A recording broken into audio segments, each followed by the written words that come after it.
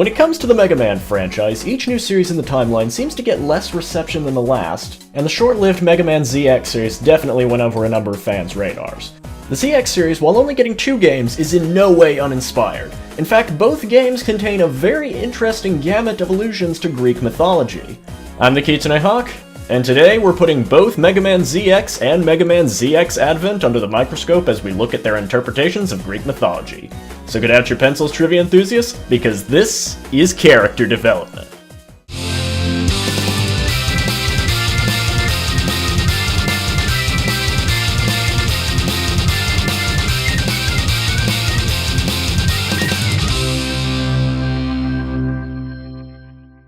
Starting our analysis, we begin with the cast of the first game, namely Serpent, Prometheus, and Pandora. Serpent gets his name from a colloquial term for a wide array of snake-like creatures in worldwide mythology, and Greece is no exception to this rule.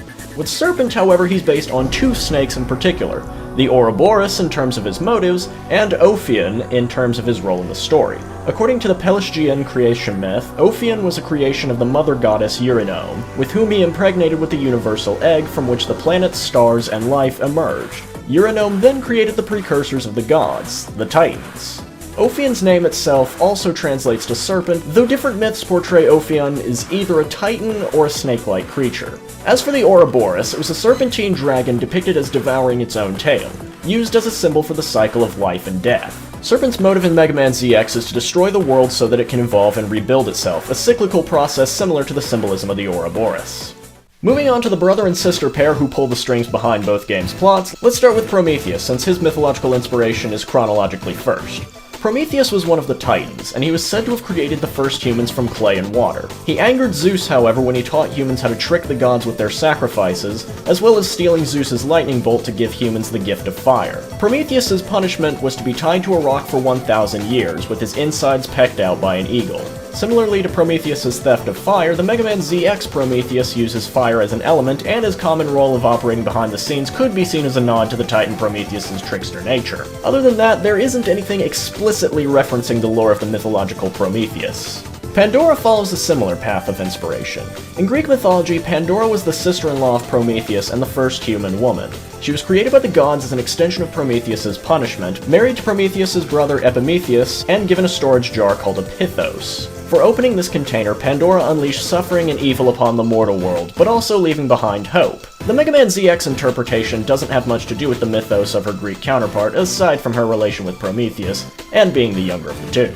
And from the villain of the first ZX to the recurring antagonist of both games, we now move on to the 4 Mega Men of ZX Advent. Continuing in the Titans to Gods order, that starts us off with Aeolus. Aeolus was the name of a titan who fought unsuccessfully against the gods. Following his loss, Zeus punished him by forcing him to hold up the world, a punishment he lived with until Perseus used Medusa's head to turn Atlas into what we now know as the Atlas Mountains of Morocco.